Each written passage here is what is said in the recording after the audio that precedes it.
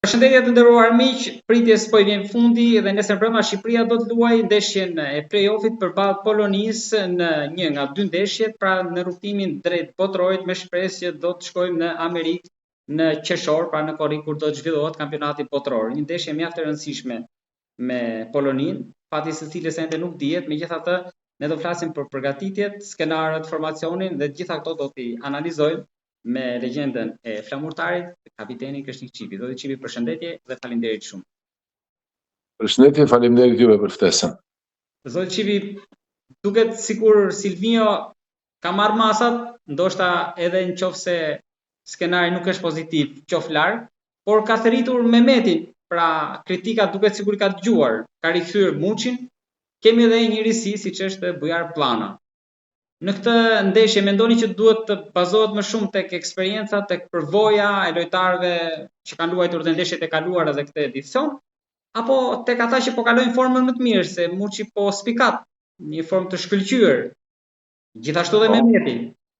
Pra, ku duhet bazohet, tek momenti apo përvoja?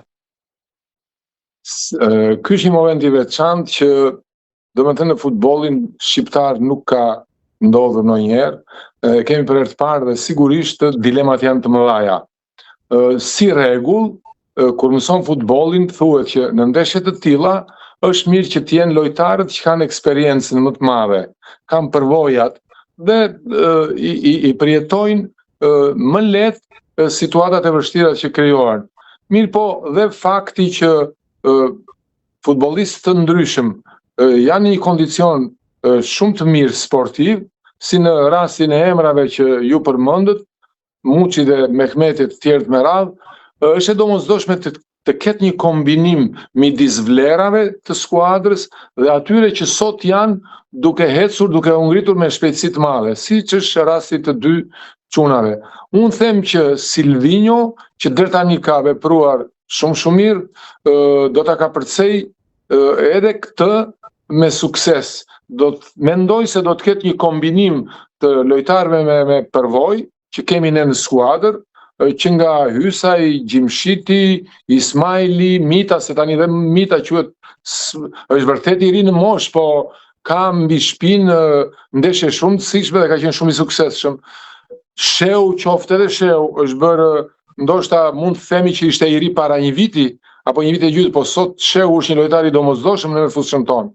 Kështu që kombinimi i këtyre lojtarëve me Mehmetin dhe me Muçin që kanë treguar në këtë periudhë nga fillimi i këtij kampionatit vlera shumë të mira, kanë qenë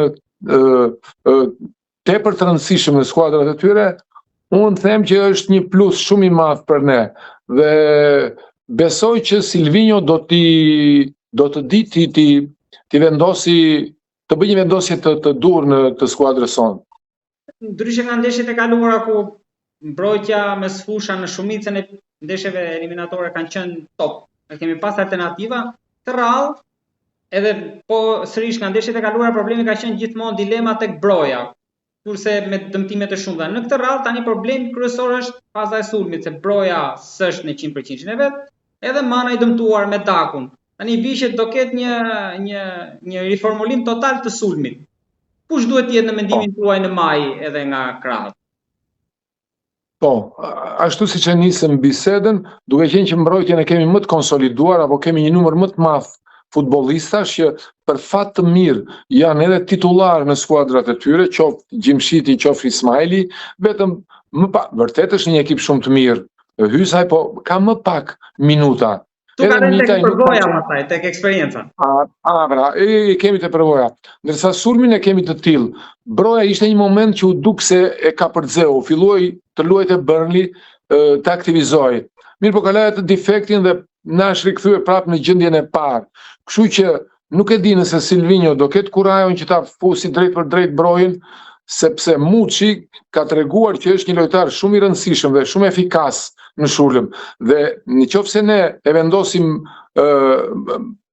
vendos Muçin në krye të sulmit, unë them për mua ky është mendimi im, do të jetë gjë shumë pozitive, sepse ai djali është në kulm të formës tani. Pa ka pozicionin e tij natyral aty ai, sepse në Turqi sikur luan mbrapa më duket. Po t'i vini re, Muçi në përgjithësi është nisur nga thellësia e krahut të majt në përgjithësi dhe depërton në qendër. Po Silvio mund të përdori përpara kaqes së mbrojtjes, mund të përdori shumë mirë Laçin edhe Shehun. Apo ndoshta ne kemi edhe ai s'është në formë, kush e di. Edhe Aslani ka kaluar ato. Pastaj rrugës me të parë dhe me të bërë, unë kam konsideratat veçanta për Nedim Bajramin, po dhe Nedimi ka qenë një hapar si vajtin e Skocise. Pra, dhe atje ka momente që tregohet ashtu siç është, se nga ana sportive është lojtar klasi, po ndoshta ti mungon kondicioni i nevojshëm fizik që të ketë vazhdueshmëri.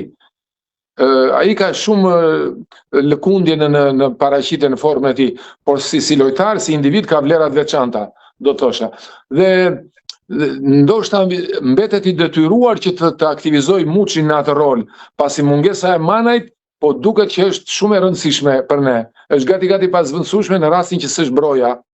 Po ndoshta mund të bëj edhe një kombinim me pjesëloje. Ndoshta mund të lozi një pjesëloje Broja, jam ansuar se ai ka cilësitë e mrekullueshme Broja, atë të shpërthimit, të shpejtësisë, e ka shumë të mirë dhe topin e mban mirë. Kështu që ai mund ta ndaj lojën në dy pjesë, është në varësi se si do të shkojë loja. Gjithçka kondicionohet nga ecuria që do të kemi në ndeshje. Aq më tepër që ndoshta mund të mendoj edhe shtesën, edhe Broja freskët. Po, se kjo është ndeshje kur thon për jetë vdekje. Këtu përcaktohet gjithçka, këtu s'ka më barazim. Këtu është njëri do të largohet se s'bën. Një ndeshje ndoshta na favorizon duke i mos qenë dy, se aty sigurisht thatë ju për jetë vdekje, po në Poloni vërtet ata kanë atë presionin e fushës, edhe fakti që pritet shumë për të shkuar në botror nga ata, ndryshe nga ne që i kemi për të parë, po na disavantazhon ndoshta ana teknike çik sepse janë më lart ata, edhe faktori fushë që kanë tifozët, përveç presionit, po luhet në fushën e tyre. Tani ne duhet jemi realistë, patjetër që ne jemi shqiptar dhe jemi më shumë se ne s'është asnjë interesuar që ne të shkojmë në botror. Po kemi parasysh që është një ekip që ndër vite ka arritur edhe në treshën më të mirë të botës. Është kualifikuar 10 herë në përbotrore, është me shumë tradit. Dhe sot ka element tepër të veçantë, element që luajnë në klubet më të mira të Europës sot. Të jemi realist. Dhe fizikisht, po të shikosh, ata janë më të lartë se ne. Ekipi polak është edhe fizikisht më i lartë se ne. Kështu që nuk është ndeshje e lehtë për ne, është ndeshje e vështirë. Është ajo që thatë ju, që janë dy anë. Njëra anë është që ata kanë favorin që janë në fushën e tyre dhe do të kenë mbështetjen e publikut, po në momentet që diçka nuk shkon mirë, ashtu siç kërkohet nga publiku, ky është në favorin ton, pasi ata do jenë nën presion. Do të jenë në presion e publikut. Ata e duan me domosdo duke qenë në fushën e tyre, dhe sa ne duhet të jemi tepër të kujdesshëm. Ne duhet të jemi shumë të matur, të kemi një mesfushë të përforcuar, është shumë e rëndësishme. Dhe mbrojtja që për mua është konstante, ai nuk duhet ta ngacmoj këtë Hysa, Gjimshiti, Ismaili edhe Mitajn, me kaqen e mezit fushës që pak a shumë dihet, të paktën sipas meje. Shehu, Aslani dhe Laçi nuk mund t'i ngacmosh dot. Një element që e thatë luftën në ajër që janë mirë ata, pra ndoshta kjo si jemi ne te kjo pjesë, dhe së dyti tek mesfusha e përforcuar, ka shanse që të kemi në ndryshime ta bëjmë me 5? Po, ne mund ta luajmë edhe me 5, edhe me 4, dhe 4-4-2 është një vendosje shumë e mirë, po Ismaili duhet të kthehet se s'bën në qendër të mbrojtjes për arsye se është i lartë. Është mirë në lojën e ajrit dhe Gjimshiti është lojën e ajrit, me që ata janë të tillë. Është binduar me Lewandowski aty. Po, unë them që mbrojtja është mirë. Dhe nëse luajnë siç thash me këto dy para, me dy mesfushorët që janë më afër në ndihmë me Shehun dhe me Laçin, ndoshta edhe me Aslani, po Aslani ka cilësira shumë të mira, është shumë mirë në pasin fundor. Dhe është mirë ta përdorim pak para tyre, pasi godet mirë në port dhe e fut topin është i mirë për asistet. Kështu që ndoshta në varësi të tij, nuk e di do të jetë Mehmeti, ku do ta luajë Mehmetin, apo do të luajë Brojën, kjo është në dorën e trajnerit. Dhe ne nëse forcojmë këtë, të paktën të kemi 7 lojtarë në momentin mbrojtës, jo ekipi në mbrojtje, jo mbrojtja.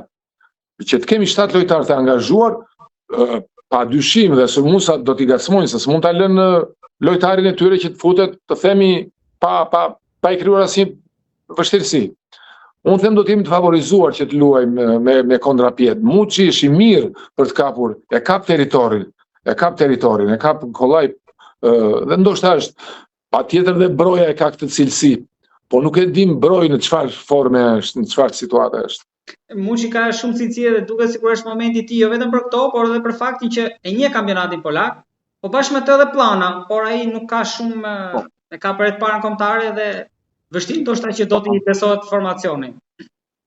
Unë nuk e kam, të jemi sinqert, nuk e kam parë ndonjëherë planën, të jem i sinqert. I ndjek shumë kampionatet e Europës, në mënyrë të veçantë Angli, Spanjë, Itali, Gjermani, këto kryesoret, kuptohet, dhe edhe Turkun.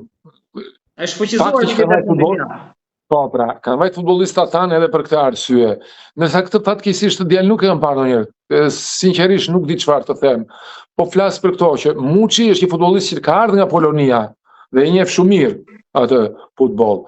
Dhe është në momentin më të mirë. Dhe unë them që patjetër në Muçin kemi kryesori në sulm këtë ndeshje. Muçin me Mehmetin do të ishte më e përshtatshme për mua. Duke njohur Silvinjon, mendoni që do tentoj që nga fillimi ta mbyll apo do presë dhe pastaj do shoh?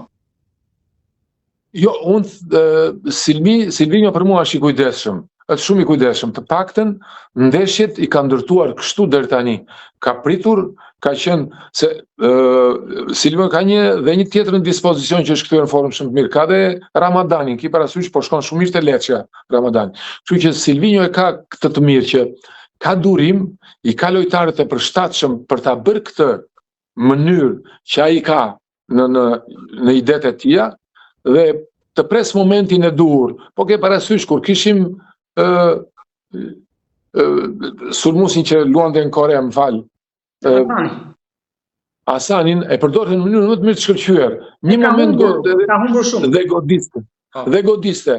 Kështu që unë them, ashtu siç ka vepruar deri tani me mençuri, besoj se nuk mund t'i mungoj kjo në një ndeshje kaq e rëndësishme. Duhet jetë i duruar dhe ai. Mendoni që do mbyten brenda 90 minutave kjo, pra dhe përtej dëshirës? Keni një ide si mund të shkojë? Kemi shanse reale? Unë shpresoj që të mbyllet brenda minutave. Për ne është mirë që të mbyllet brenda minutave. Në futboll çdo gjë ndodh. Ndodh me ekipet të mëdha, jo me ne që jemi fillestar të themi për kampionat botëror. Keni menduar ndonjëherë për penaltit? Po atë sa po thash që futbolli nuk ka sigurira. Luajnë ekipe, ajo është një ndeshje vetme. Dhe situatat janë të tilla, futbolli ka këtë. Nuk është thjesht të themi taktik, fizik apo teknik. Është shumë kompleks. Ana psikologjike është tepër e rëndësishme. Sa që janë këto elemente të tjera të veçanta, taktika, teknika apo gjendja fizike, që është shumë e rëndësishme, po ka që është dhe ana psikologjike. Është mënyra se si ti përgatit ndeshjen, mënyra se si ti futesh ndeshje dhe e përcjell. Të krijon ngërç në qoftë se ti je i kontraktuar, je tepër emocionuar. Domethënë emocionet gjithmonë të frenojnë. Ato duhet jenë të duhurat. Kemi gjuajtësit më të mirë apo portierin në një situatë hipotetike?